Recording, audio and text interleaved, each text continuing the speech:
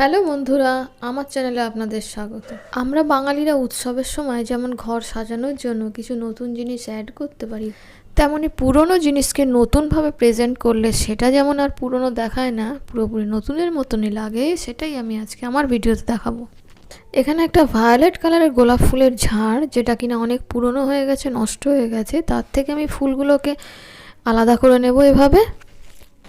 এটা অনেক দিন ধরে আমাদের বাড়িতে আছে এবং প্রথমে এটা খুব সুন্দর দেখতে ছিল, কিন্তু আস্তে আস্তে গোলাপগুলো নষ্ট হয়ে গেছে, পাপড়িগুলো খারাপ হয়ে গেছে, কিন্তু এর পাতা আর স্টিকটা বেশ ভালো আছে।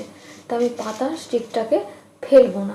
স্টিকটাকে আমি সাবান জল দিয়ে ধুয়ে নিয়েছি। এরপর বাজার থেকে আমি একটা সানফ্লাওয়ারের প্যাকেট কিনেছি। এরকম প্যাকেট কিনতে পাওয়া যায়, হয়তো সব জায়গায় পাওয়া যায় না, কিন্তু খোঁজ করলে পাওয়া যায়। এই ফুলগুলোকে আমি গোলাপ ফুলের জায়গায় যেরকম স্টিক থেকে খুলেছি ঠিক সেই জায়গাতেই সুন্দর করে লাগিয়ে দেবো। দেখুন এভাবে।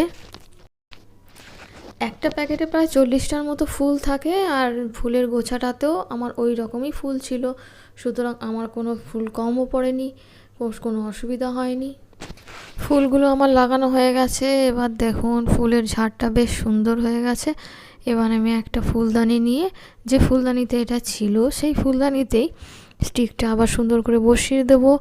এবং ফুলটা দেখতে পাচ্ছেন বেশ ঝাড়টা সুন্দর লাগছে, আর কেউ এটাকে দেখে চট করে বলতেই পারবে না যে এটা একটা পুরনো জিনিস ছিল, পুরনো ফুলের ঝাড় ছিল, যেটা কিনা এত সুন্দরভাবে একটা নতুনের মতো লাগছে। তো এটা আমরা ঘর সাজাবার জন্য করতেই পারি। আমাদের ঘর অনুষ্ঠানের সময় আরও সুন্দরভাবে সেজে উঠুক। বন্ধুরা ভালো থাকবেন। আজকের জন্য বাই।